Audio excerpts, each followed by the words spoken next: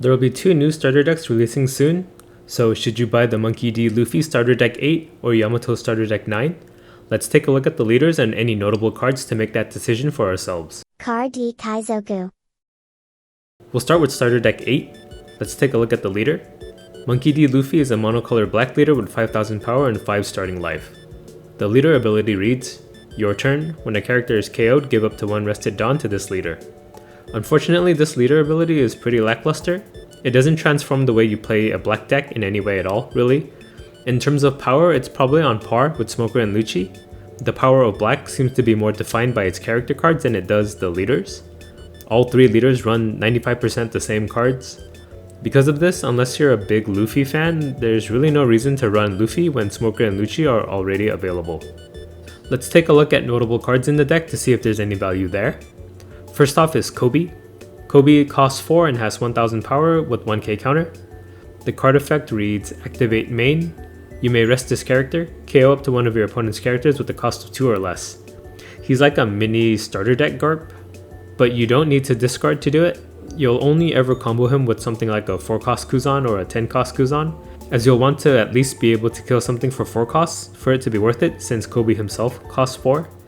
Flavor wise, I really like the card because Kobe is like Garp's apprentice and they have similar effects. Garp is even in the background of the art, I think that's really neat. The next card I want to go over is Nefertari Vivi. She costs 3, has 1k power with 1k counter. She has blocker and a trigger letting you play the card for free. No current decks really run this Vivi, but this is more speculation for the future.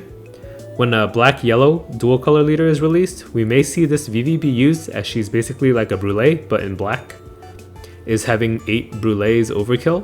Maybe, but yellow decks do run a maxed out 4 copies of Brûlée already, and with Whitebeard still topping the meta, more free blockers doesn't sound too bad.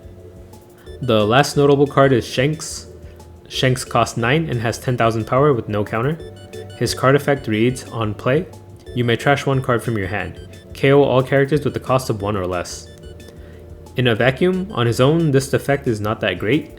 Targeting only 1 cost only really hits aggro Zoro decks, but when you throw a 10 cost Kuzan or an 8 cost Isho into the mix, Shanks becomes pretty much a full enemy board wipe.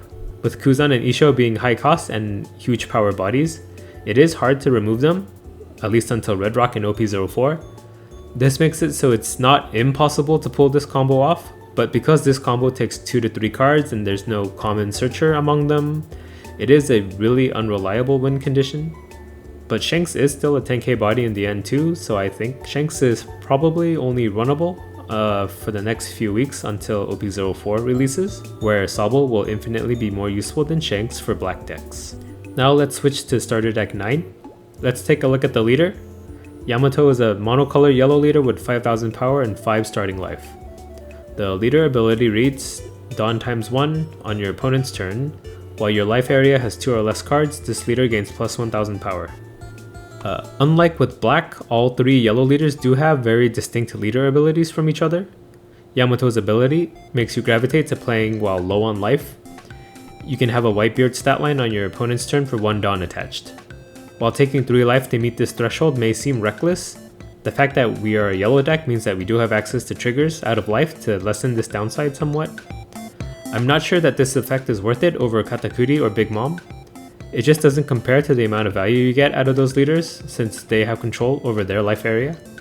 Let's take a look at some notable cards in the deck. First up is Character Yamato.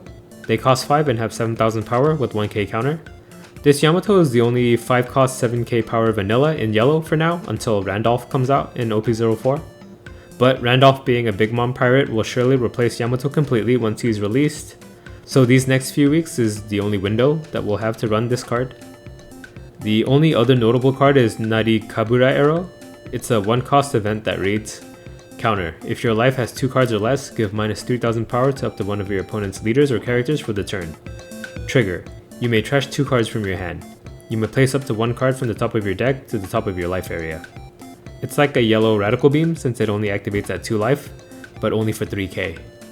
One small nuance to note is that minus 3k lasts the whole turn, so if it's a card that can untap itself, the debuff stays. The trigger is great too since it can nullify 1 life damage for the price of 2 cards in hand. Ikoku Sovereignty has the same trigger and its trigger does see play in yellow decks today. One downside of Narikabura Arrow is that it has anti-synergy with 10 cost Big Mom since she can heal you out of the 2 life criteria, but it's a great card for decks that can't run 10 cost Big Mom. An honorable mention would be the ulti card. She's just a vanilla though, but I like the art. That's it for notable cards in Starter Deck 9. So overall, is it worth it to buy Starter Deck 8 or Starter Deck 9?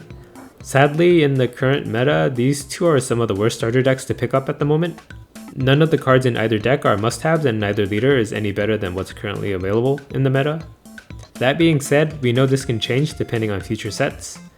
The film Starter Deck 5 was the worst starter deck on release, but its value will rise significantly once OP-04 is released since the green-purple Doflamingo runs Uta, Tesoro, and Buena Fiesta from the starter deck. So while Starter Deck 8 and 9 are pretty useless for now, who knows what future sets will bring that make some of these cards viable. For collection's sake though, I will be picking these up myself. Okay, bye. Card D Kaizoku.